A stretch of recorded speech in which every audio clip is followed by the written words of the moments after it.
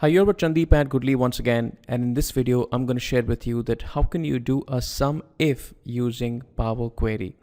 Let's just take a look at this simple example of a sales data. So we have a couple of columns here: date, year, region, product ID, units, channel, interval, the price, and the total sales. And what if I'd like to calculate the total units and the total sales by the year and the region?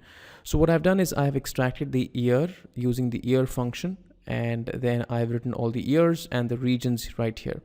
And then I have used a SumIfs to calculate what is the total of 2011 for New Delhi, and then drag the formula down. This is the SumIf for units, and this is another SumIf for the sales. So this is how you do a SumIf in Excel.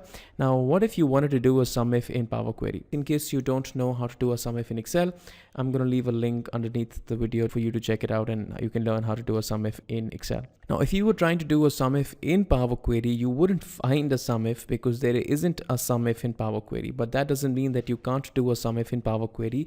You can still do it, but there is another option called Group By, which is technically the SumIf feature of PowerQuery. Let's just take a look. So this is the data. I'm going to load the data into PowerQuery. Actually, I've already created a query, so I'm just going to edit that query and show you what I have done. It's really simple. So as the first step, I have loaded the data into PowerQuery. This is the same data that we saw a while ago.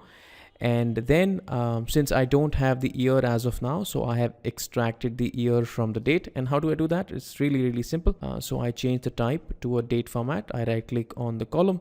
I go to the transform option, hit on the year and extract the year. Once I click here, I am just going to be left with the years and nothing else. So you can just take a look that I just have the year now. Now that I have the year and I have the region, these are the two fields against I'd like to take a total of the units and the total sales. How do I do a SumIf in PowerQuery? So like I said, in the transform tab, we have a feature called Group By, which provides you the same functionality as the SumIf. So here is what is the result of the SumIf. We can see that we have the years, the column header is the date, but forget about it. We have the years, we have the region, and we have the total units and total sales. Let's just take a look at how did it happen. So after I extracted the year, I'm going to go to the transform tab and click on the Group By feature.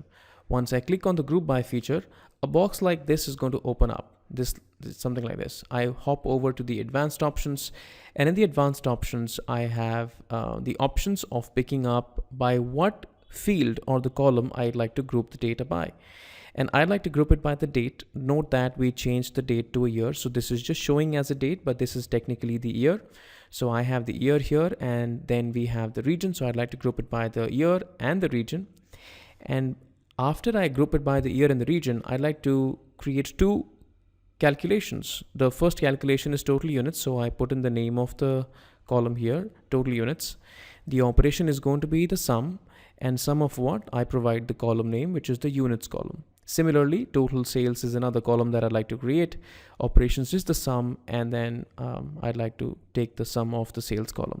Now, if you do take a look at this operation drop down, here it not only provides you the option to do SumIf, but also an average if, or a median if, or a min if, or a max if, or the count if, and even the distinct rows options, right? So we have a lot of these options, aggregations that you can perform using the Group By feature, which is in the replacement of a SumIf or a count if or an average if that you generally use it through the formula in Excel. So once I click on OK, the result like this is going to show up. This is what we also got using the SumIf in Excel. All that I do now is just that I changed the header from the date column to the year.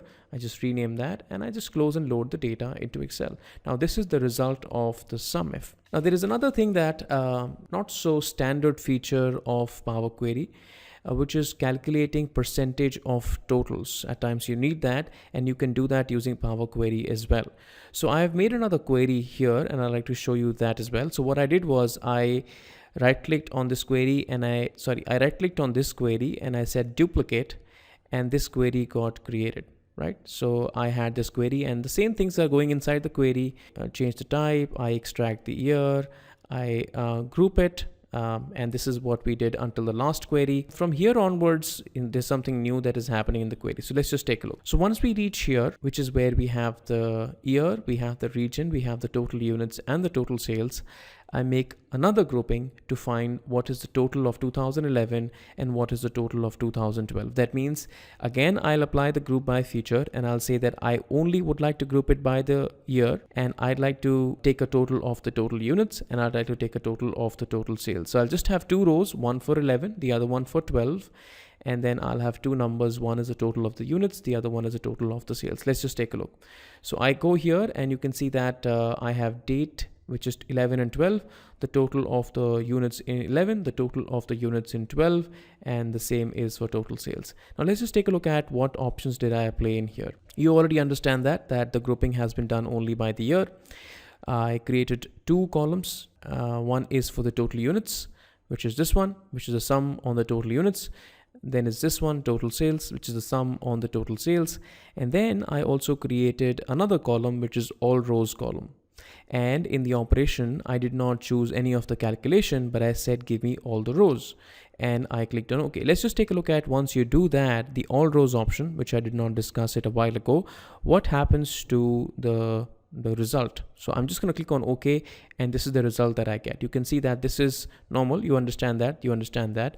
But let's just take a look at all rows. It has created a table with all the rows that pertain to this year. So if I just click on the white space next to this, you can see that all the rows of 2011 are there inside of this table. And I have all the data for the units, which is totaling up to 954, and all the total sales, which is totaling up to 18,327. Right, and similarly for 2012 as well. So this contains all the rows. Now, how does it help? Now you can see that I have also gotten the total, and I have gotten the subtotal, which is right here, which is in a table. Now, if I do expand this, I will have both the numbers. I will have the total units, and I will have the subtotals, which are there in the table. And then I can just simply perform the division. So I expand the rows. Once I expand the rows, I'm going to get I'm just going to get which columns. I'm going to get the total units column.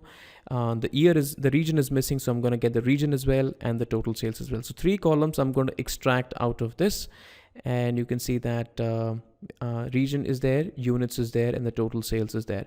This was the table initially with us along with the year, but now what additionally is with us is the total sales of 11 and the total sales of 2012, units and the total sales. And now I can just simply perform a division, dividing this number by the total, which is going to give me the percentage of the grand total. So I create a fresh column, which is a division.